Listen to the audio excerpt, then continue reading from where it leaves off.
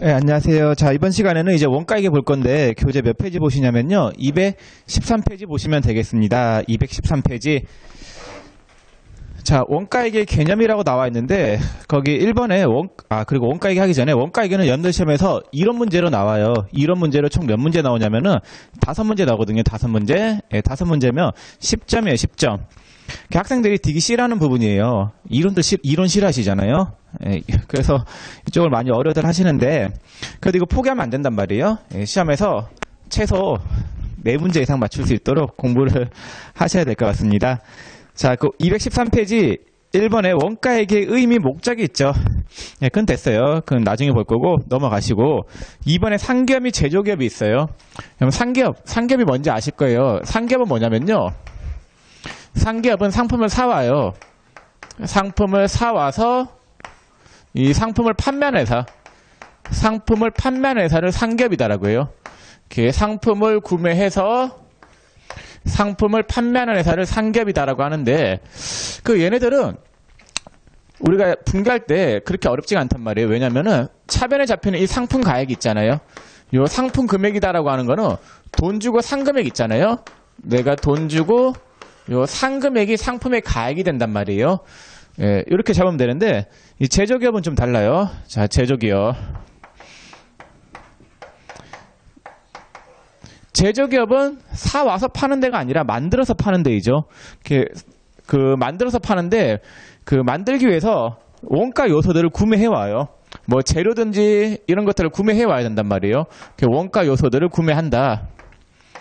그 원가 요소들을 구매해서 이 구매한 원가 요소를 가지고 뭐 하냐면요. 제품을 만들어요.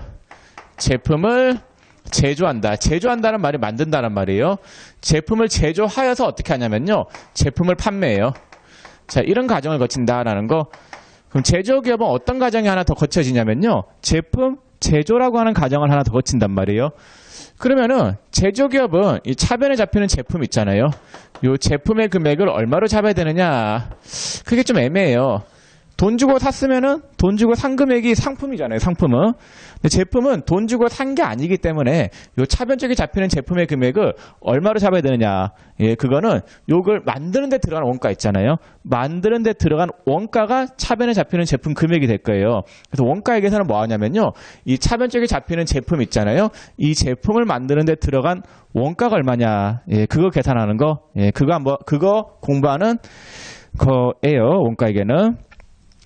자, 그러면 제조기업이 어떤 식으로 이루어지는지, 어떤 식으로 만드는지 한번 보면은, 예를 들어서 초코파이를 만든다고 칠게요. 초코파이를 이렇게 솥단지에 넣어서 만든다라고 할게요. 자, 그러면은 넣어야 될 요소들이 크게 3가지가 있어요. 일단 뭘 넣어야 되냐면요. 재료를 넣어야 돼요. 재료가 있어야지 뭘 만들 거 아니에요. 자, 그 다음에 두 번째 필요한 게 뭐냐면요. 인건비가 필요해요. 노무비라고요. 노무비가 있어야 되고, 자, 그 다음에 재료비하고 노무비가 기본적인 요소들이고, 그 다음에 이제 솥단지에 이런 것들을 넣으면은 이제 끓이고 이래야 될 거 아니에요? 뭐 전기나 가스, 요런 것들. 자, 요런 것들을 뭐라고 하냐면요. 제조경비다라고 해요. 제조경비. 요것도 넣어야 된단 말이에요. 그래서 재료비와 노무비를 뺀 나머지 경비들을 제조경비다라고 해요. 이러한 요소들을 넣으면은 막 솥단지 안에 막 이렇게 엉켜져 있어요. 엉켜져가지고 뭐가 되냐면요. 반죽이 돼요. 이 반죽 상태로 있는 물품을 뭐라고 하냐면요. 제공품이다라고 해요. 반죽을 제공품이다라고 합니다. 제공품. 자, 이렇게 했다가 완성이 되잖아요. 완성이 되면 뭐가 되냐면요. 제품이 돼요. 우리가 완제품 이런 말 하잖아요. 제품. 그래서 완성품을 우리가 제품이다라고 해요. 그럼 제공품이라고 하는 건 뭐냐면요. 얘는 미완성품을 이야기하는 거예요. 미완성품. 아직까지 완성되지 않은 물품이다라고 해서 현재 공정에 걸쳐 있는 물품이다라고 해서 제공품이거든요. 미완성품을 우리가 제공품이다라고 합니다. 제공품. 자, 그럼 우리가 처음에 이제 뭐부터 볼 거냐면요. 요 투입되는 원가 요소들 있잖아요. 이 투입되는 원가 요소를 우리가 뭐라고 하냐면요. 제조원가다라고요. 만드는 데 들어가는 원가를 제조원가다라고 하는데, 요거부터 일단 공부를 할 거예요. 만드는 데 들어가는 원가를 제조원가다라고 하는데, 요 제조원가부터 한번 좀 살펴보겠습니다. 자, 214페이지 한번 가보세요. 214페이지. 214페이지 가보면은 원가의 분류라고 돼 있죠? 요거는 연도 시험에서 100% 나와요. 100%. 무조건 한 문제 나온단 말이에요. 예, 중요한 부분입니다. 자, 원가의 분류라고 하는 챕터인데 이게 어떤 원가를 분류하는 거냐면요. 제조 원가를 분류하는 거예요. 제조 원가. 예, 제조 원가의 분류라고 보시면 되겠습니다. 제조 원가 분류. 잠깐 볼게요. 예, 일단 칠판을 지우고 좀 설명을 드리겠습니다.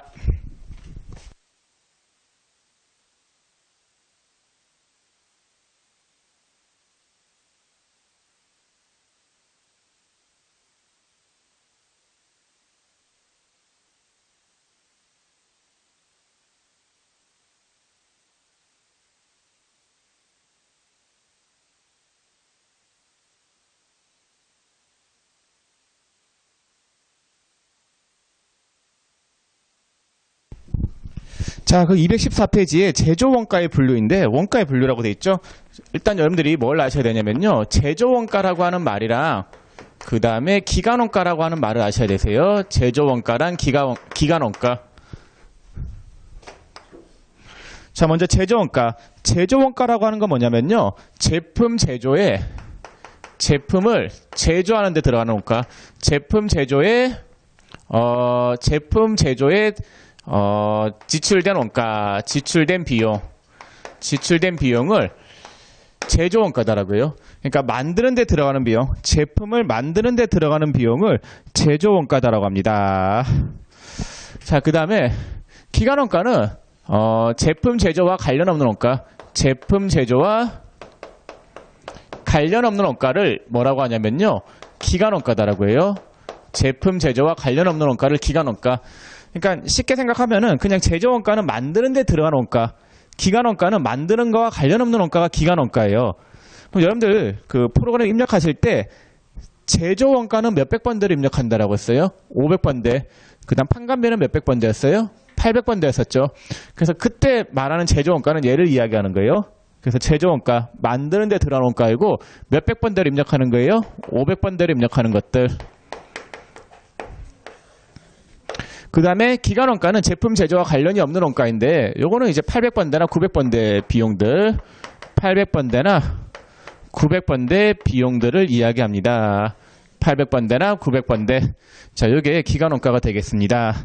우리가 살펴보는 거는 요 기간 원가가 아니라 뭐에 대해서 살펴보냐면요. 제조 원가에 대해서 살펴보겠습니다. 제조 원가. 자, 제조 원가를 살펴보는데 이 제조 원가를 이제 분류를 해야 돼요. 이 분류가 중요한데 원가 계산을 편하게 할 수 있도록 그 분류하는 방법이 여러 가지가 있단 말이에요. 그 회사에 맞도록 분류하는 방법이 여러 가지가 있어요. 그럼 첫 번째 나오는 게 뭐냐면요. 그게 발생 형태에 따른 분류라고 돼 있죠. 발생 형태에 따른 분류. 자, 우리가 초코파이를 만든다라고 쳤을 때 아까 이런 예를 들었었죠. 자, 초코파이를 만들 때 처음에 들어가는 원가가 어떤 게 있다라고 했어요? 재료비. 발생 형태에 따라서 재료비, 그 다음에 노무비. 자, 재료비, 노무비를 뺀 나머지를 뭐라고 하냐면요. 제조경비다라고 해요. 제조경비. 요 세 가지로 구분할 수 있단 말이에요. 재료비, 노무비, 제조경비. 요게 발생 형태에 따른 분류예요. 발생 형태에 따라서 재료나 노무나 그 이외의 것들은 뭐가 되냐면요. 제조경비가 된단 말이에요. 제조경비. 요 세 가지로 구분하는 거를 발생 형태에 따른 분류라고 합니다. 발생 형태에 따른 분류. 재료비, 노무비, 제조경비. 재료비는 뭐냐면요. 재료비예요. 노무비는 인건비. 제조경비는 재료비와 노무비를 뺀 나머지를 제조경비다라고 합니다. 네. 자, 이게 발생 형태에 따른 분류이고, 자, 그 다음에 하단에 팁이 있죠, 팁. 네, 팁은 됐어요. 네, 일단 넘어가세요. 나중에 설명할 거고. 자, 215페이지 2번에 추적 가능성에 따른 분류. 자, 추적 가능성에 따른 분류를 보겠습니다. 네, 그건 중요해요. 이게 발생 형태에 따른 분류였었죠. 발생 형태에 따른 분류.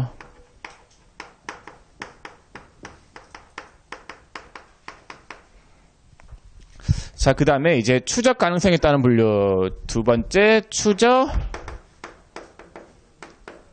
가능성에 따른 분류를 보겠습니다. 이건 중요해요.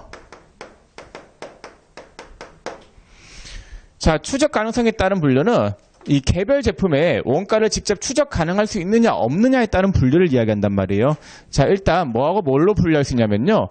직접 원가하고 간접 원가로 분류할 수 있습니다. 직접 원가하고 간접 원가로 분류할 수 있는데, 자, 직접 원가라고 하는 건 뭐냐면요. 요거는 개별 제품에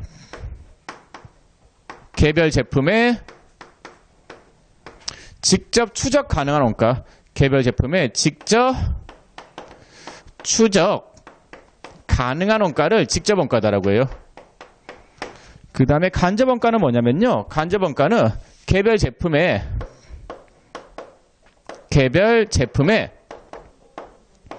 직접 추적할 수 없는 원가. 직접 추적할 수 없는 원가. 할 수 없는 원가를 뭐라고 하냐면요. 간접 원가다라고 해요.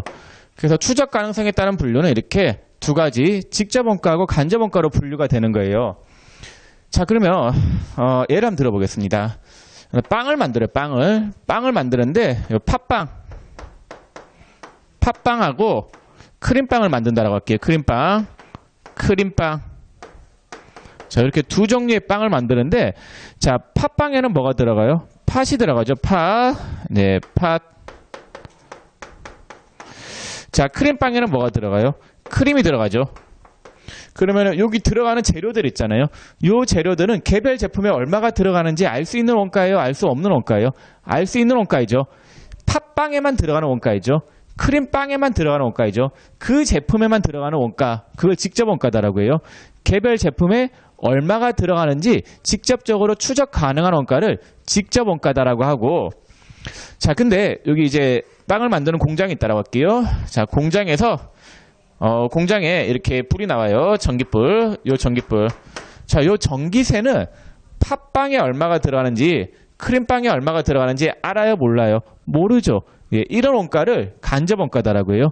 개별 제품에 얼마가 들어가는지 알 수 없이 함께 발생하는 원가, 공통으로 쓰는 원가들 있잖아요. 예, 공통으로 발생하는 원가를 간접 원가다라고 합니다. 그래서 여러분들 직접 원가와 간접 원가를 구분할 때는 이렇게 하시면 되세요. 직접 원가는 그 제품에만 발생하는 원가, 예, 그게 직접 원가예요. 간접 원가는 함께 쓰는 원가들 있잖아요. 같이 쓰는 것들, 같이 들어가는 비용들, 예, 그게 간접 원가가 되겠습니다. 예, 그래서 추적 가능성에 따른 분류는 직접 원가하고 간접 원가로 나눌 수 있다라는 거. 자, 일단 이걸 아셔야 되고, 자, 그 다음에 뭘 볼 거냐면요. 이 발생 형태에 따른 분류가 재료비, 노무비, 제조경비였었죠. 얘를 추적 가능성에 따른 분류하고 결합을 좀 시켜볼게요, 제가.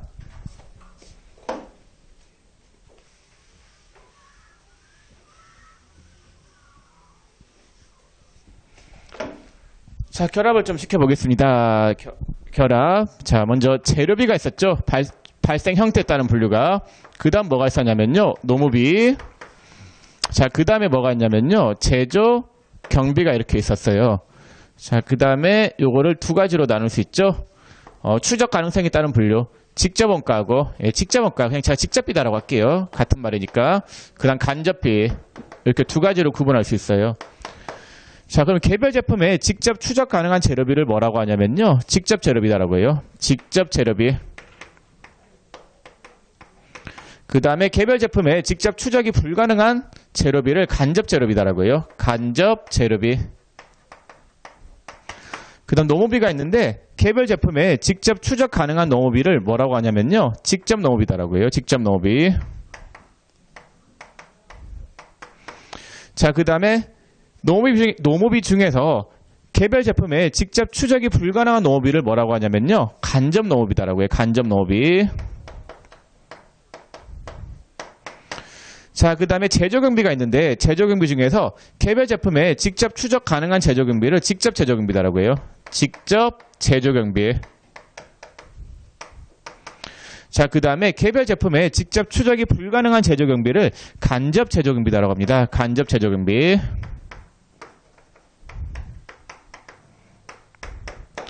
자, 이렇게 나누고 있어요. 예, 이렇게 구분할 수 있는데, 뭐 하나하나 설명을 좀 드려볼게요. 자, 재료비.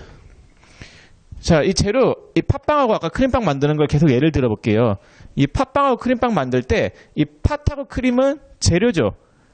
그러면 팥하고 크림은 개별 제품에 얼마가 들어가는지 알 수 있는 재료비잖아요. 예, 요거는 직접 재료비예요. 직접 재료비. 근데 이 팥빵하고 크림빵에 똑같이 쓰는 밀가루가 있다라고 할게요. 함께 쓰는 밀가루는 공통으로 쓰는 것들이잖아요. 개별 제품에 얼마가 쓰는지 추적하기가 힘들단 말이에요. 예, 그러한 재료비는 뭐가 되냐면요. 간접 재료비가 돼요. 그러니까 빵을 만들 때 함께 쓰이는 재료들 있잖아요. 함께 쓰는 재료, 뭐 밀가루 같은 것들, 예, 그런 거는 간접 재료비가 되고 그 빵에만 들어가는 팥이나 크림 같은 거 있잖아요. 예, 이런 거는 직접 재료비. 자, 그 다음 노무비, 예, 인건비가 있는데 팥빵만을 만드는 사람이 있다라고 할게요. 그 다음에 크림빵만을 만드는 사람이 있다라고 할게요. 자, 이렇게 그 빵만을 만드는 사람들, 얘네들은 노무비가 직접 노무비이죠. 개별 제품에 얼마가 들어가는지 알 수 있는 인건비잖아요. 팥빵만을 만드는 사람의 인건비는 예, 그 직접 노무비가 되겠죠. 예, 크림빵만을 만드는 사람의 인건비도 직접 노무비가 돼요. 자, 근데 이거 빵을 잘 만드나 안 만드나 이렇게 감독하는 감독자가 있다라고 할게요. 자, 감독자가 있는데 이 감독자의 인건비는 직접 노무비가 아니죠. 개별 제품에 얼마가 들어가는지 알 수가 없잖아요. 예, 이러한 노무비를 뭐라고 하냐면요. 간접 노무비다라고 해요. 간접 노무비. 그래서 직접 노무비는 개별 제품에 얼마가 들어가는지 알 수 있는 인건비. 간접 노무비는 이렇게 공통으로 들어가는 인건비가 간접 노무비가 되겠습니다. 자, 그 다음 제조경비는 이런 전기세를 이야기하는데, 뭐, 전기불 있잖아요? 예, 이런 걸 이야기하는데, 요거는 이제 개별 제품에 직접 추적 가능하면 직접 제조경비, 개별 제품에 직접 추적 불가능하면 간접 제조경비가 되는데, 이 제조경비는 있잖아요? 직접 제조경비가 실무상 거의 찾기가 힘들어요. 예, 그래서 제조경비는 거의 다 간접 제조경비라고 보셔도 무방하세요. 예, 직접 제조경비는 거의 없단 말이에요. 그래서 원가 계산할 때 이거는 거의 고려 안 해요. 직접 제조경비는. 예, 제조경비는 거의 다 간접 제조경비 쪽으로 빼고 있습니다. 자, 그러면 원가 분류할 때, 앞으로 원가 분류할 때 어떤 식으로 분류하냐면요. 이렇게 분류해요. 직접 재료비. 자, 그 다음에 직접 노비. 그 다음에 이렇게 간접자 붙은 거 있잖아요. 간접자 붙은 거는 다 뭐라고 하냐면요. 우리가 다 이 세 가지를 묶어서 제조 간접비다라고 합니다. 제조 간접비. 제조 간접비. 자, 이렇게 분류를 하고 있습니다. 그래서 앞으로 원가의 분류는 세 가지 뭘로 분류할 거냐면요. 직접 재료비, 직접 노무비, 제조 간접비. 이 세 가지로 구분을 해가지고 원가 계산할 거예요. 이게 제일 중요해요. 앞으로 원가 계산은 추적 가능성에 따른 분류를 이용해서 원가 계산을 할 거고, 원가를 분류할 때는 직접 재료비, 직접 노비, 제조 간접비 이 세 가지로 분류해서 원가 계산을 하게 될 겁니다. 이 직접 제조경비는 고려하지 마세요. 무시하시면 되겠습니다.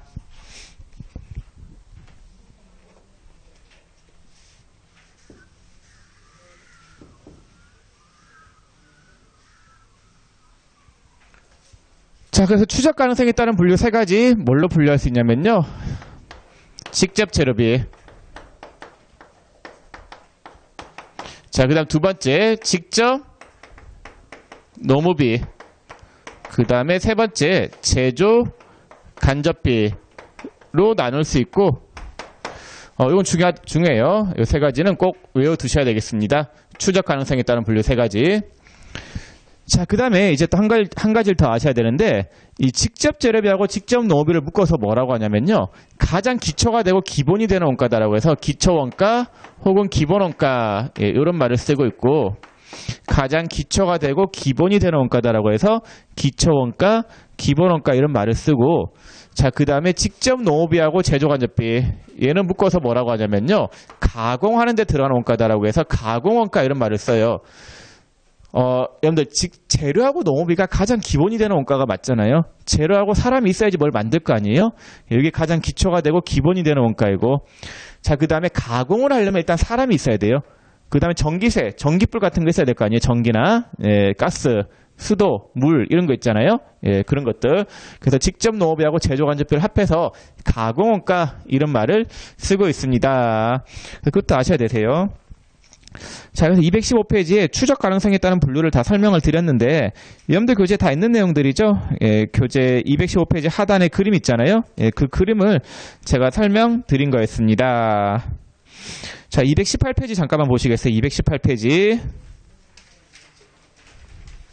자, 218페이지 유형 3을 좀 보겠습니다. 유형 3.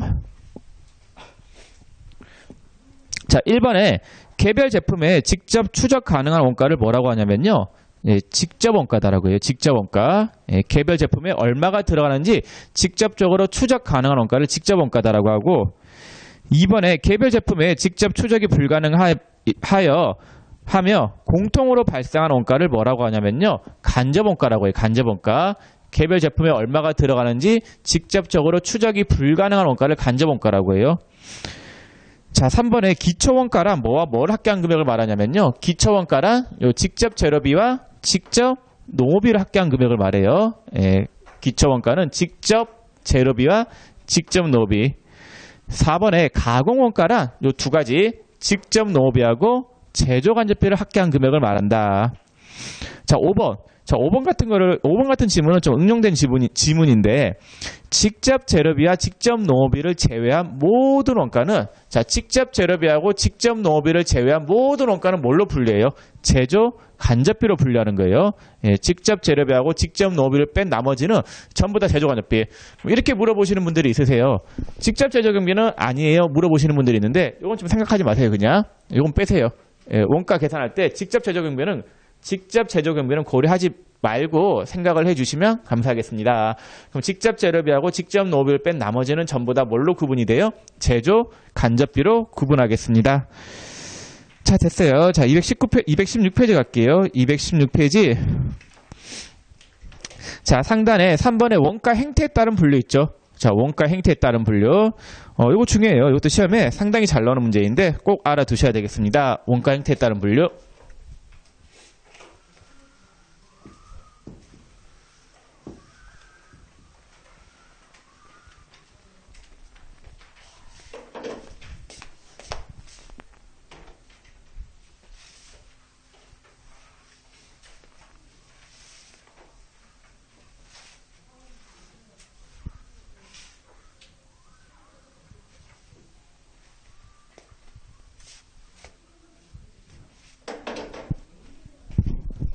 자, 원가 행태에 따른 분류 보면은 첫 번째, 설명을 좀 해야 되겠지? 자, 원가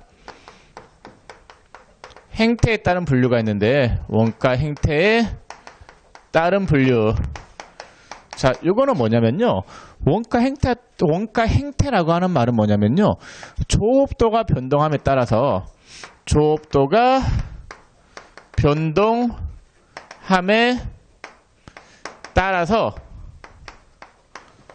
원가가 변해가는, 조업도가 변동함에 따라서 원가가 변해가는 행태에 따른 분류를 뭐라고 하냐면요, 원가 행태에 따른 분류다라고 해요. 그래서 원가 행태에 따른 분류는 조업도가 변동함에 따라서 원가가 변해가는 행태에 따른 분류인데, 근데 여기서 조업도라고 하는 말은 뭐냐면요, 조업이 진행되는 정도를 이야기한단 말이에요. 조업이 진행되는 정도로 쓰이는 척도를 이야기하는데, 근데 생산량이 가장 많이 쓰여요. 생산량이 증가하면 작업이 많이 진행된 거잖아요. 작업이 진행되는 정도가 조업도단 말이에요. 조업이 진행되는 정도.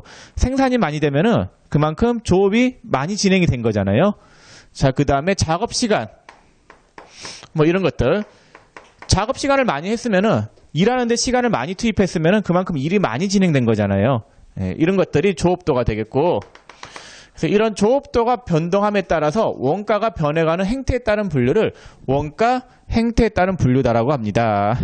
자, 먼저 첫 번째 원가 행태에 따른 분류, 첫 번째 변동비에 대해서 한번 보겠습니다. 변동비.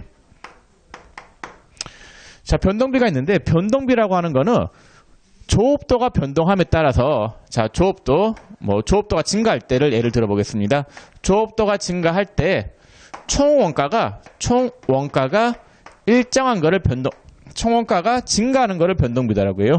조업도가 증가함에 따라서 총 원가가 증가하는 거를 변동비다라고 하고, 자, 그 다음에 조업도가 증가함에 따라서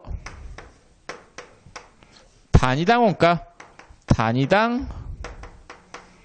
원가가 일정한 거, 예, 이걸 뭐라고 하냐면요, 변동비다라고 합니다. 변동비. 자, 예를 들어볼게요. 자, 조업도로 가장 많이 쓰이는 게 생산량이다라고 했었죠.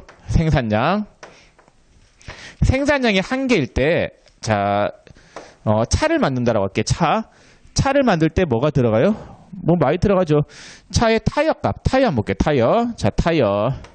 차에 타이어가 있는데 차를 한 대 만들면 타이어 4짝이 필요할 거 아니에요? 자, 그 타이어 4짝에 10,000원이다라고 할게요. 10,000원. 예를 들어서 10,000원. 자, 그럼 총 원가가 얼마가 들어가요? 한 대 만드는데 타이어 값이 10,000원이겠죠? 차를 2대 만들어요. 자, 한 대 만들 때는 타이어 값이 10,000원이었는데 차를 2대 만들면 타이어 값이 총 얼마가 들어가겠어요? 한 대 만들 때 10,000원이니까 2대 만들면 타이어 값이 총 20,000원 들어가겠죠? 그러니까 타이어가 뭐 이렇게 할게요. 4개. 자, 그럼 2대 만들면 몇 개가 필요해요? 8개 필요하겠죠? 8개 필요하니까 총 원가가 2배로 늘어나겠죠? 얼마가 되겠어요? 20,000원. 자, 생산량이 3대가 돼요. 차를 3대 만들면 타이어가 몇 개가 필요해요? 12개. 그럼 총 원가는 얼마가 되겠어요? 30,000원. 자, 이렇게 된다고 할게요. 자, 그러면은 생산량이 증감에 따라서, 생산량이 이렇게 증감에 따라서 원가 총액이 어떻게 되고 있어요? 증가하는 거, 이런 걸 변동비다라고 해요. 변동비는 조업도가 증감에 따라서, 그러니까 생산량이 늘어난다. 더 많이 만들면 만들수록 원가가 더 많이 들어가는 원가를 변동비다라고 해요. 변동비. 원가가 변동하죠. 조업도가 변동함에 따라서 원가가 변동하기 때문에 얘를 변동비다라고 하는 거예요. 그래서 생산량이 증감에 따라서 원가가 증가하는 거, 얘를 변동비다라고 합니다. 자, 근데 이 단위당 원가는 어떻게 되냐면요. 단위당 원가. 이 단위당 원가는 일정이에요. 왜냐면은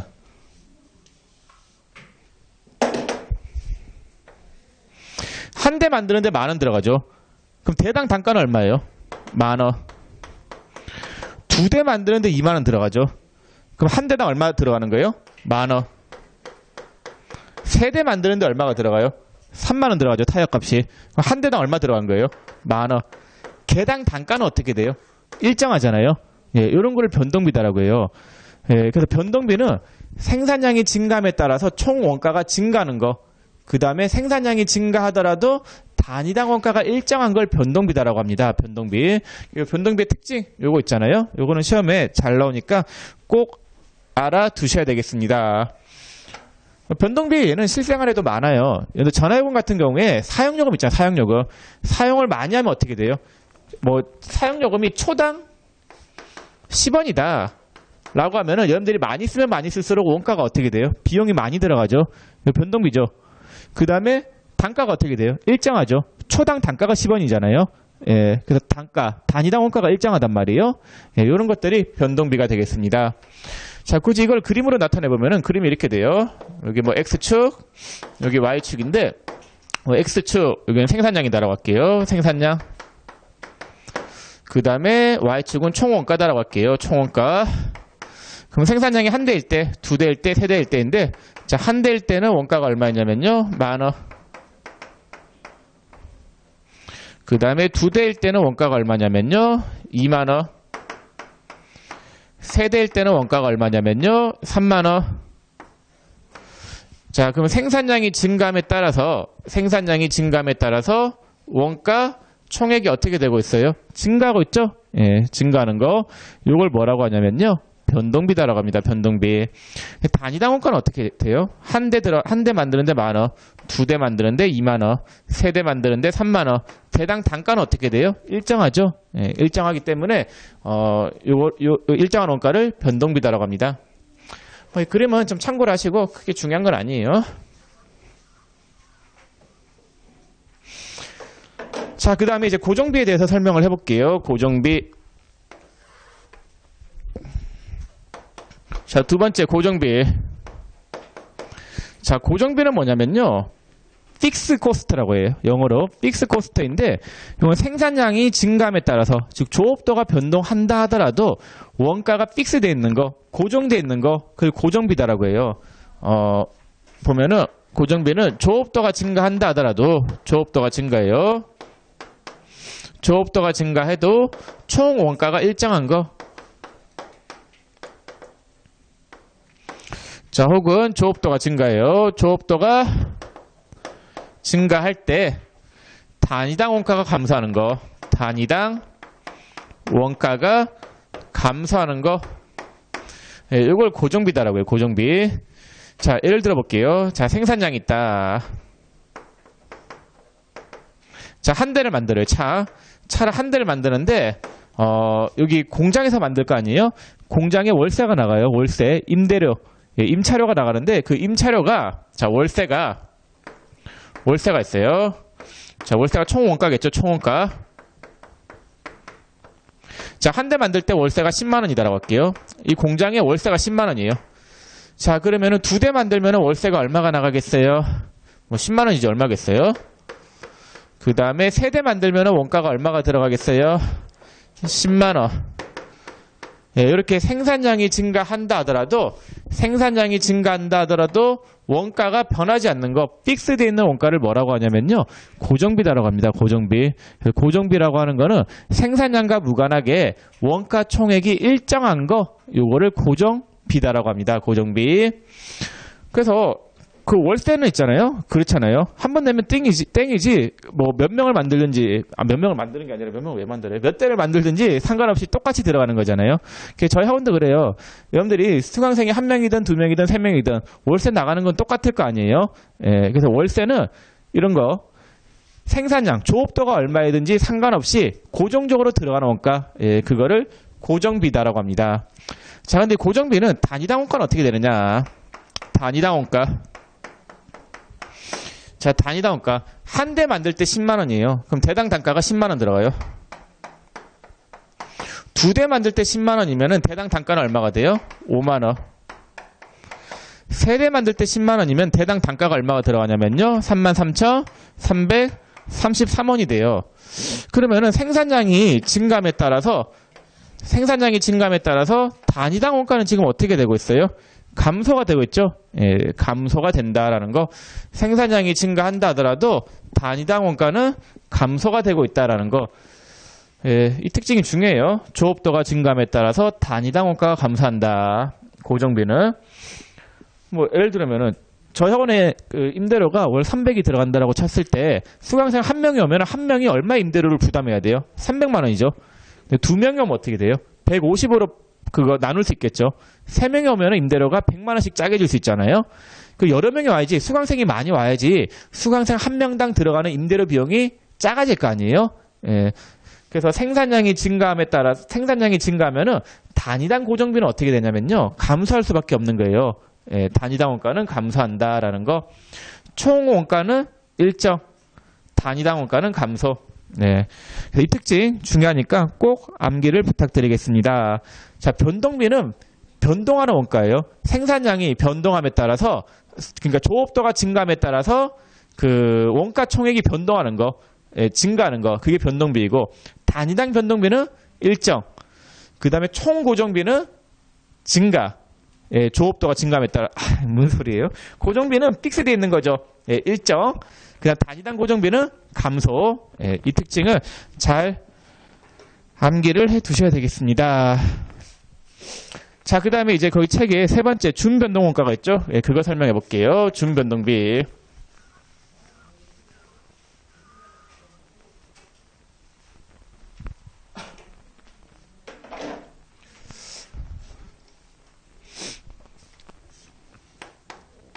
자, 세 번째 준변동비가 있는데, 자, 이 준변동비는 뭐냐면요, 변동비와 고정비를 합해 놓은 거를 준변동비다라고 해요. 준변동비는 변동비와 고정비를 합해 놓은 거를 준변동비다라고 합니다. 변동비와 고정비를 합해 놓은 거를 준변동비다라고 하는데, 그 요거의 가장 대표적인 예는 어떤 것들이냐면요. 자, 가장 대표적인 예가 전화요금 있죠. 전화요금. 예, 전화요금.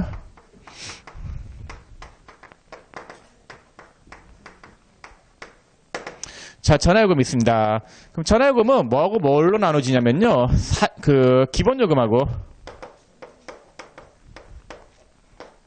기본요금하고 사용요금으로 나눠지죠. 자, 그럼 기본요금은 어떻게 돼요? 자, 기본요금은 사용량에 무관하게 나가는 게 아니라 맞죠. 사용량과 무관하게 나가는 거죠. 기본요금은. 여러분들 기본료 낸다 이런 말 들어보셨죠? 예. 그럼 요거는 성격이 어떤 성격이에요? 그러니까 기본요금 10,000원에 사용요금이 초당 10원이다라고 할게요. 이 기본요금은 사용량과 무관하게 나가는 요금이잖아요. 이건 고정비죠, 성격이. 고정비. 그 다음에 사용요금은 초당 단가. 요거는 사용을 많이 하면 많이 할수록 요금이 많이 나가는 거잖아요. 요건 성격이 뭐예요? 변동비. 자, 이렇게 고정비와 변동비의 성격을 함께 가지고 있는 거, 요걸 뭐라고 하냐면요. 준 변동비다라고 합니다. 준 변동비. 네, 고정비와 변동비 성격을 함께 가지고 있는 거. 뭐 전기세도 그렇죠. 전기요금도 기본요금하고 사용요금이 있잖아요. 기본요금은 전기를 안 써도 내야 되는 거잖아요. 사용요금은 사용량에 따라서 나오는 요금이잖아요. 네, 이렇게 고정비 성격과 변동비 성격을 함께 가지고 있는 거를 준 변동비다라고 합니다. 그래서 굳이 그림을 그리면은 하나도 안 쓴다. 여기 만약에 사용 시간이다. 하나도 안 써도 요금은 얼마가 나가요? 10,000원. 그 다음에 뭐 한 1초 쓰면은 1초당 10원 해가지고 여기 10,010원. 뭐 이런 식으로 나갈 거 아니에요? 그래서 고정비는 사용량과 무관하게 나가는 거고 변동비는 이제 사용량에 따라서 증가하는 거니까 이런 그래프가 준변동비 그래프가 되겠습니다. 하나도 안 써도 10,000원은 나가잖아요. 아까 고정비 그래프를 안 그렸는데 고정비는 뭐 그래프가 그렇게 어렵지 않죠. 뭐 생산량이 한 대가 되든 두 대가 되든 세 대가 되든 한 대, 두 대, 세 대가 되든 원가 총액이 얼마로 일정한 거예요? 10만 원. 10만 원으로 일정한 거. 이걸 고정비다라고 하죠. 고정비.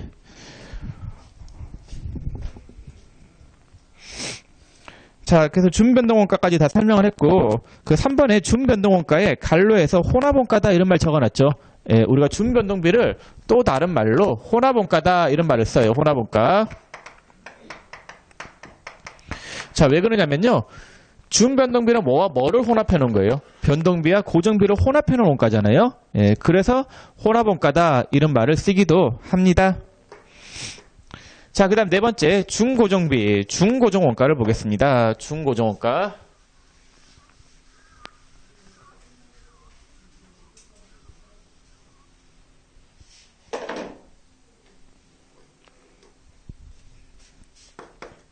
자, 네 번째 중고정원가. 자, 얘는 뭐냐면요. 일정 구간에서는 고정비가 일정해요. 일정 구간에서는 고정비가 일정하나 일정 구간 이탈 시 고정비가 비례적으로 증가하는 거. 비례적으로 증가하는 원가를 뭐라고 하냐면요. 중고정원가다라고 합니다. 중고정원가. 자, 예를 들어 보겠습니다. 예를 들어서 만약에 생산량이 10개를 만들 때까지는 공장 감독자가 한 명이 필요하다고 할게요. 공장을 감독하는 공장 감독자가 한 명이 필요하다고 할게요. 그럼 한 명의 인건비가 얼마냐면요. 총 원가가 10,000원이었던 거예요.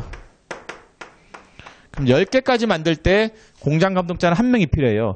근데 한 개를 더 만든다. 11개를 만들기 시작하면은 한 명이 감독이 안 돼요. 한 명을 더 뽑아야 돼요. 그래서 20개까지 만들 때는 공장 감독자가 2명이 필요한 거예요. 그럼 총 원가가 얼마가 들어가냐면요. 20,000원이 이렇게 들어가는 거예요. 또 한 개를 더 만들어요. 이제 21개를 만들기 시작하면은 2명 가지고는 안 돼요. 한 명을 더 뽑아야 된단 말이에요. 30개까지는 3명이 필요하다라고 할게요. 그럼 총 원가가 얼마가 들어가냐면요. 이렇게 30,000원이 들어가요. 자, 이러한 원가를 중고정비다라고 합니다. 중고정비. 그래프를 한번 그려볼게요.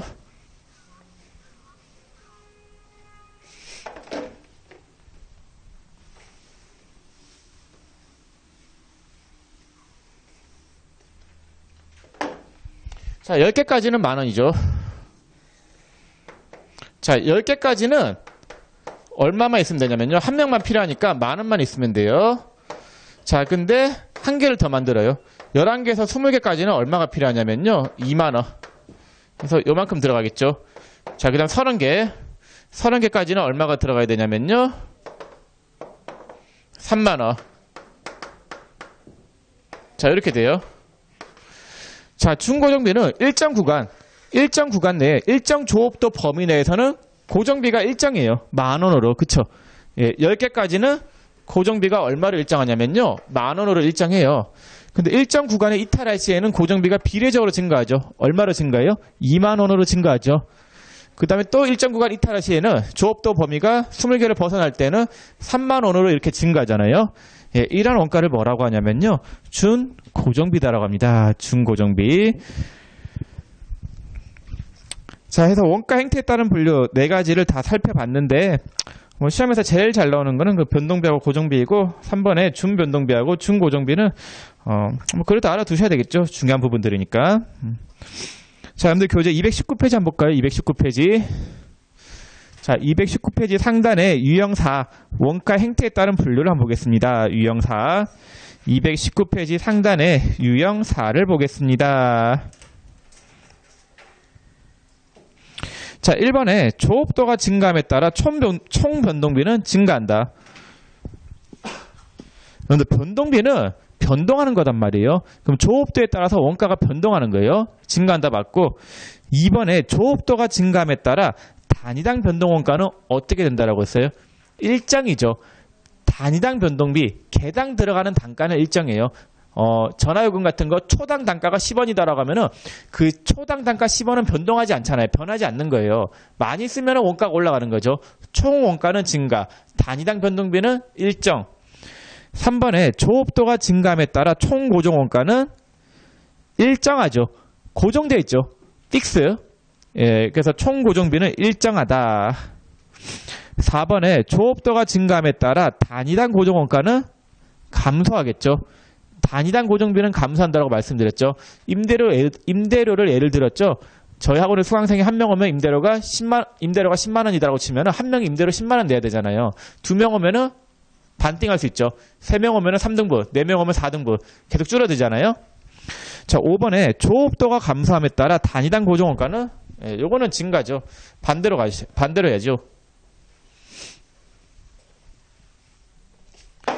자, 만약에 한 대 만드는데 생산량이 한 대일 때 총 원가가 10,000원이다. 자, 2대 만들 때에도 총 원가가 10,000원이다. 3대 만들 때에도 총 원가가 10,000원이다. 자, 근데 단위당 원가는 어떻게 되느냐? 단위당 원가는 한 대 만들 때 10,000원이면 한 대당 10,000원. 2대 만들 때 10,000원이면 한 대당 5,000원. 3대 만들 때 10,000원이면 한 대당 3,333원이에요. 그럼 단위당 원가는 어떻게 돼요? 감소. 생산량이 증가하면은. 근데 생산량이 감소한다. 조업도가 감소하면은 단위당 원가는 어떻게 될 수밖에 없어요? 증가할 수밖에 없죠. 저희 학원에 수강생이 줄어들면은 한 명당 부담하는 임대료 금액이 늘어날 거 아니에요? 예. 그래서 반대로 생각하셔야 되겠습니다. 동그라미 5번은. 자, 6번에 갈로는 고정원가와 변동원가의 성격을 동시에 가지고 있는 원가이다. 뭐에 대한 이야기예요? 준변동비에 대한 이야기죠. 준변동비. 자, 7번에 갈로는 일정한 조업도 범위 내에서는 원가 총액이 일정하나 일정 구간의 이탈 시에는 고정비가 일정인 만큼 증가하는 원가이다. 뭐에 대한 이야기예요? 준고정비에 대한 이야기죠. 준고정비. 자, 그래서 216페이지 3번의 원가 행태에 따른 분류는 다 봤고, 이제 분류 마지막 네 번째. 자, 216페이지 4번에 의사결정과 관련된 분류. 예, 거기를 한번 보겠습니다. 의사결정.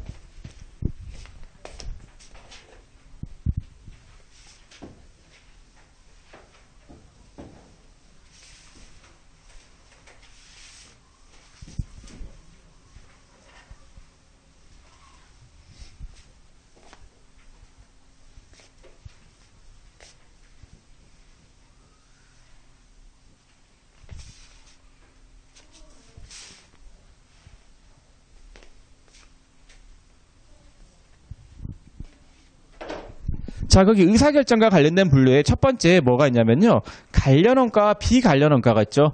요거는 큰 의미가 없어요. 그냥 의사결정과 관련이 있으면 관련원가, 의사결정과 관련이 없으면은 비관련원가가 되는 거예요. 예, 그래서 그렇게만 아시면 되겠습니다. 관련원가란 의사결정과 관련이 있는 원가, 그 다음에 비관련원가는 의사결정과 관련이 없는 원가를 비관련원가다라고 합니다. 자, 그 다음에 이번에 매몰원가가 있는데 그럼 설명을 해볼게요. 매몰원가.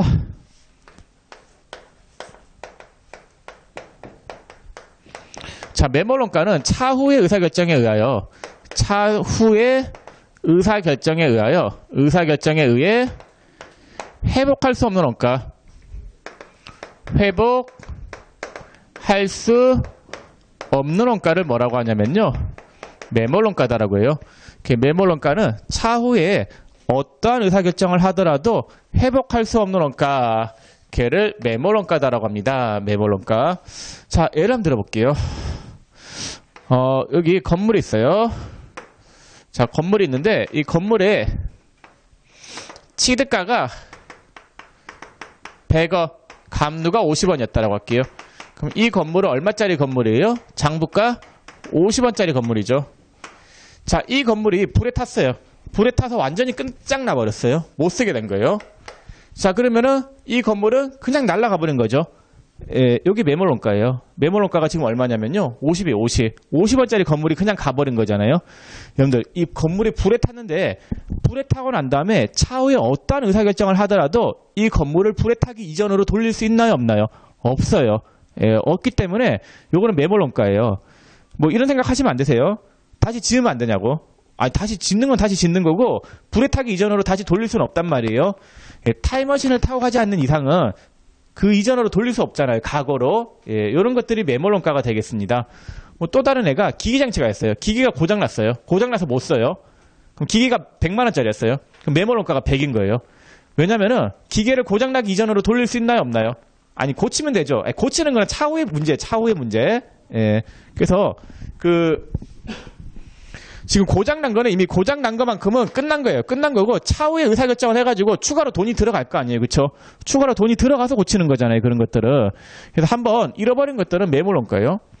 그런 것들이 주식시장에서 많이 발생하는데 주가가 반토막이 났어요. 100원짜리든 주가가 50원이 됐어요. 그러면은 이게 지금 과거로 돌아갈 수 있나요, 없나요? 아니, 돌아갈 수 있겠죠, 물론. 그걸 언제 일어날 일이에요? 미래에 일어날 일이죠. 그 미래에 의사결정을 해요. 내가 이 주식을 가지고 있을지 안 가지고 있을지. 그 어떤 의사결정을 한다 하더라도 이거는 잃어버린 거죠. 이미 돈 잃은 거잖아요. 잃은 거단 말이에요. 그렇기 때문에 매몰원가는 의사결정을 할 때 고려하지 말아야 되는 게 맞아요. 왜냐하면 차후에 어떤 의사결정을 하더라도 그 잃어버린 걸 찾을 수 있나요, 없나요? 없기 때문에 그래요. 예, 그렇기 때문에 이 매몰원가는 그 차후의 의사결정에 의해서 회복할 수 없는 원가이고, 요거는 의사결정을 할 때 어떻게 해야 되냐면요, 의사결정 시 고려하지 말아야 된다. 의사결정 시 고려하지 않는다라는 거. 왜냐하면 어떤 의사결정을 하더라도 회복을 할 수 없기 때문에 그래요. 그래서 이게 또 근데 주식시장에서 주식 가지고 있으면 이렇게 떨어졌을 때 마음이 또 그렇진 않죠.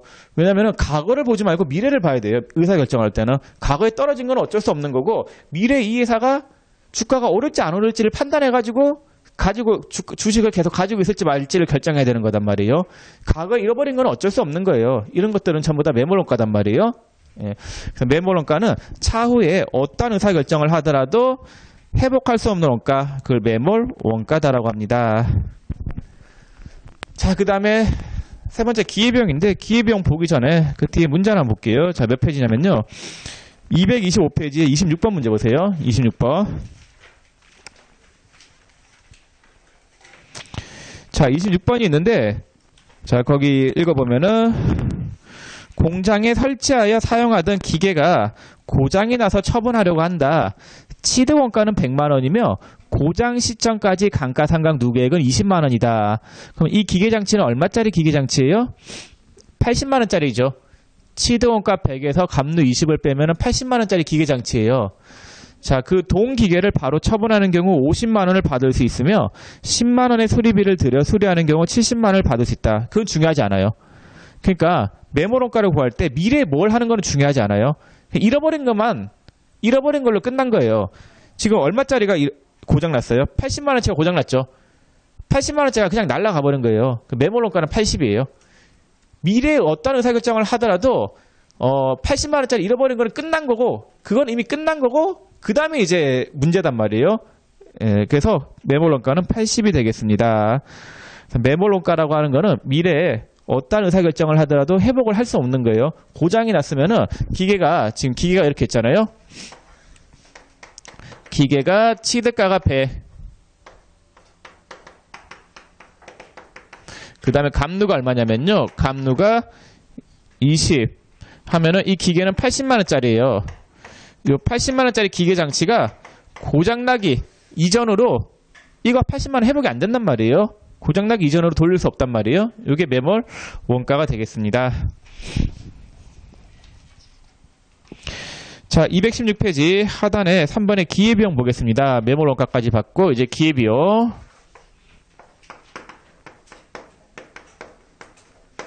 자, 기회비용은 뭐냐면요. 선택 가능한 방법이 두 가지 이상 있을 때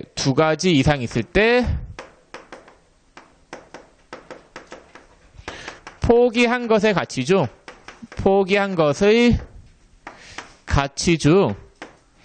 가장 큰 것이 기회비용이 되겠습니다. 그래서 기회비용이라고 하는 거는 선택 가능한 방법이 두 가지 이상 있을 때 포기한 것의 가치 중 가장 큰 거에 주의를 하셔야 되는데 큰 것이 기회비용이 돼요. 자, 제가 예를 들어 볼게요. 만약 제가 사업을 해요. 사업을 하면 벌 수 있는 돈이 5천만 원이다라고 할게요. 자, 직장 다니면 벌 수 있는 돈이 6천이다라고 할게요. 그 다음에 집에서 용돈 받으면 벌 수 있는 돈이 7천이다라고 할게요. 그럼 합리적인 경제인이다라고 하면은 뭘 선택하는 게 합리적이에요? 용돈 받는 거를 선택하는 게 합리적이겠죠. 자, 그럼 용돈을 받음으로 인해서 제가 포기하는 것들이 두 가지가 있죠. 사업하는 거와 직장 다니는 거를 포기했었잖아요. 그럼 제가 이 포기한 것들 중에서 어떤 게 더 마음 아팠을까요? 사업을 못했던 게 마음 아팠을까요? 직장 안 다닌 게 마음 아팠을까요? 직장이죠. 예, 이게 기회비용이에요. 어떤 걸 하나 선택함으로 인해서 잃어버린 거 있잖아요.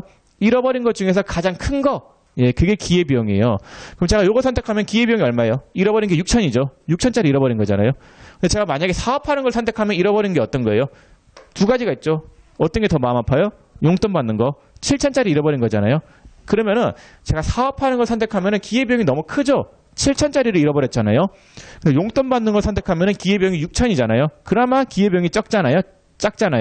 예, 그래서 뭐 경제적인 선택을 할 때는 당연히 뭐가 낮은 걸 선택해야 돼요? 기회비용이 낮은 걸로 선택을 해야 되겠습니다.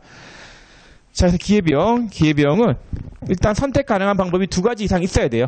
두 가지 이상 있을 때 포기한 것의 가치 중 가장 큰 것이 기회비용이 되겠습니다. 자, 219페이지 보세요. 219페이지에 유형 5가 있죠. 유형 5를 한번 보시기 바랍니다. 유형 5. 자, 유형 5의 동그라미 1번에 의사결정과 관련이 있는 원가를 뭐라고 해요? 관련원가예요. 의사결정과 관련이 있으면 관련원가, 의사결정과 관련이 없으면 비관련원가단 말이에요. 자, 2번에 관로는 차후의 의사결정에 의해 회복할 수 없는 원가를 말한다. 뭐에 대한 이야기예요? 매몰원가죠. 자, 3번에 관로는 특정 대안을 선택할 때 포기해야 하는 대안이 여러 개일 경우 이들 대안들의 효익 중 가장 큰 것이다. 뭐에 대한 이야기예요? 기회비용에 대한 이야기죠. 자, 근데 218페이지 보세요. 218페이지 상단에 유형 1이 있는데 이건 나중에 보고 유형 2 보세요. 유형 2 보시면은 제조원가의 분류가 있죠. 제조원가의 분류. 자, 1번에 다음 중 제조원가에 해당하는 항목은 제조원가. 여러분들 제조원가는 어디서 발생한 비용이다라고 했어요? 공장이에요. 500번대 비용 이야기한단 말이에요. 그러면은 제조원가에 해당하는 거는 공장에서 발생한 걸 찾으면 돼요. 자, 1번의 재료비 공장이죠. 만드는 데 들어가는 비용이잖아요. 재료비. 2번에 법인세. 이건 아니죠. 네, 만드는 거하고는 관련이 없죠. 3번에 판매 수수료. 이것도 만드는 건 아니죠. 4번에 판매 부서의 소모품비. 이것도 만드는 건 아니죠. 5번에 공장 건물 임차료. 이거는 만드는 거 맞죠. 6번에 영업팀 회식비. 이거는 만드는 거 아니죠. 7번에 본사 건물 감가상각비. 본사죠. 이거는 공장 아니죠. 8번에 기계장치 감가상각비. 이건 맞죠. 공장이죠. 그 다음에 9번 생산직 사원인건비. 공장이죠. 10번에 환급받을 부가가치세. 공장 아니죠. 11번에 대표이사의 급여. 공장 아니죠. 12번에 광고선제비. 이것도 공장 아니고 판매하는 비용이죠. 자, 2번 제조원가를 분류하시오. 1번에 발생 형태에 따른 분류 3가지. 발생 형태에 따른 분류 3가지는 재료비, 농업비, 제조경비가 있었고 재료비, 농업비, 제조경비. 2번에 추적 가능성이 있다는 분류 세 가지 중요하다라고 썼죠. 직접 재료비, 직접 농업비, 제조 간접비가 있었죠. 자, 세 번째, 원가 행태에 따른 분류 네 가지. 변동비, 고정비, 준변동비, 중고정비가 있겠습니다.